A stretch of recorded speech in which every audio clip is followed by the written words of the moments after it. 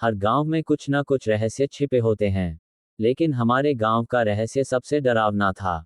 गांव के बाहर एक पुराने बरगद के पेड़ के नीचे एक गहरा तालाब था। लोग कहते थे कि उस तालाब में एक औरत की आत्मा रहती है, जो रात को अकेले जाने वालों को अपने साथ नीचे खींच ले जाती है। उसे सब तालाब वाली औरत के नाम से जानते थे। ये कहानी है आरव की, एक शहर का लड़का जो कई साल बाद अपने गांव लौटा था। वो गर्मी की छुट्टियों में अपने दादा के पास आया था।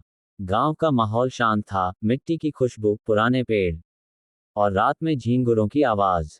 लेकिन दादा ने पहले ही दिन चेतावनी दी, बेटा तालाब के पास मत जाना, वहां कुछ अच्छा नहीं है। आरव हंस पड़ा, दादा आप भी न अब भी भूत प्रेत पर यकीन करते हैं? वो सब कहानियां बस डराने के लिए होती हैं। दादा ने बस एक गहरी सांस ली, खिड़की से तालाब की तरफ देखा और बोले, काश ऐसा ही होता। रात का वक्त था, करीब 11 बजे। पूरा गांव अंधेरे में डूबा हुआ था। बिजली चली गई थी और हवा में बस सन्नाटा था। आरव को नींद नहीं आ रही थी, तो उसने मोबाइल की टॉर्च उठाए और बाहर टहलने निकल पड़ा। हवा ठंडी थी, पत्ते सरसराहट कर रहे थे।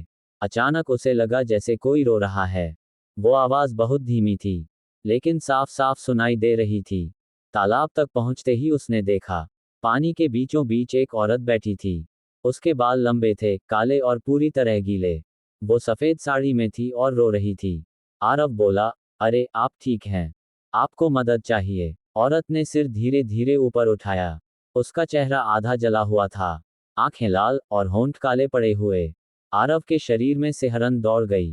वो पीछे हटने लगा, लेकिन तभी उस औरत ने धीमी आवाज में कहा, इतनी देर क्यों लगाए आने में?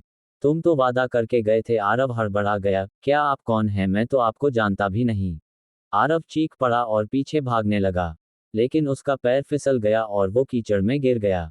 जब उसने ऊपर देखा, वो औरत उसके ठीक सामने थी। उसने अपनी ठंडी बर्फ जैसी हथेली आरव की कलाई पर रख दी और बोली, अब तुम हमेशा मेरे साथ रहोगे। आरव ने खुद को छुड़ाने की कोशिश की, पर उसका शरीर जैसे जम गया था। धीरे धीरे उसका चेहरा तालाब की तरफ झुकने लगा, और फिर सब कुछ अंधेरा हो गया।